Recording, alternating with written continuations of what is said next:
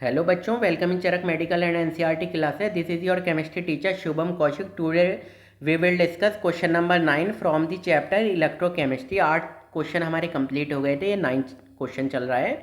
The resistance of conductivity cell, तो resistant R दिया हुआ है, of containing 0.001 molar KCl solution है 290, ये दिया हुआ है, आर दिया हुआ है 1500 ओम और सेल कंटेनिंग केसीएल सॉल्यूशन, तो ये मोलरिटी दी हुई है हमारी 0.001 एम KCl का सॉल्यूशन दिया हुआ है।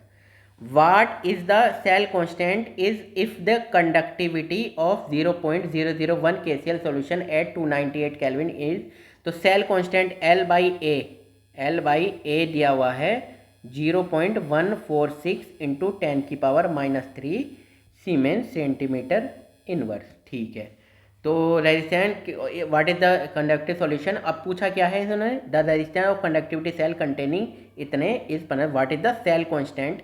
ओहो, इफ द कंडक्टिविटी, अरे सॉरी क्या लिख दिया मैंने, ये कंडक्टिविटी दी हुई है, तो सेल कांस्टेंट L/A पूछा गया है ना। तो आपको ज़रा एक सिंपल सा फॉर्मूला पता होगा, मैंने भी बताया होगा कि कंडक्टिविटी क्या होती है।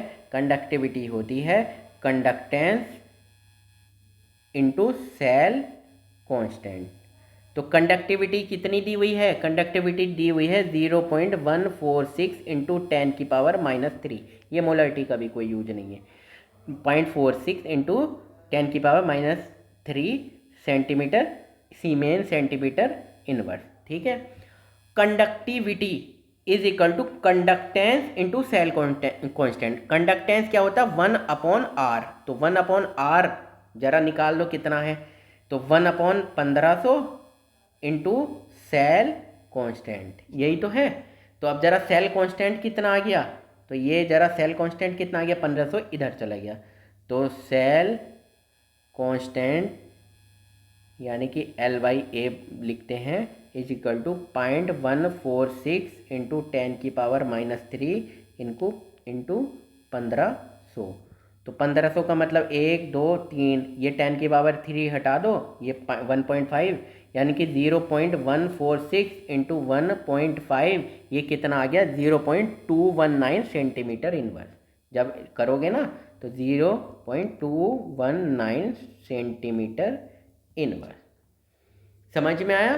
तो अब जरा फॉर्मूला एक बार और देख लो, इसका फॉर्मूला यहाँ पर क्या पढ़ना है, हमें यहाँ पढ़ना है कि कंडक्टेंस क्या होता है। दो फॉर्मूले हैं इस क्वेश्चन में।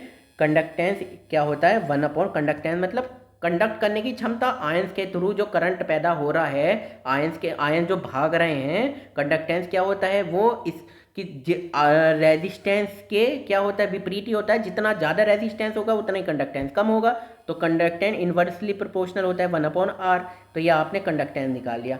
फिर कंडक्टिविटी का फॉर्मूला क्या निकाला था हमने, ये कंडक्टिविटी का फॉर्मूला क्या निकाला था, कंडक्टिविटी का formula conductance into cell constant, cell constant, है ना। समझ में आया बच्चों। चलिए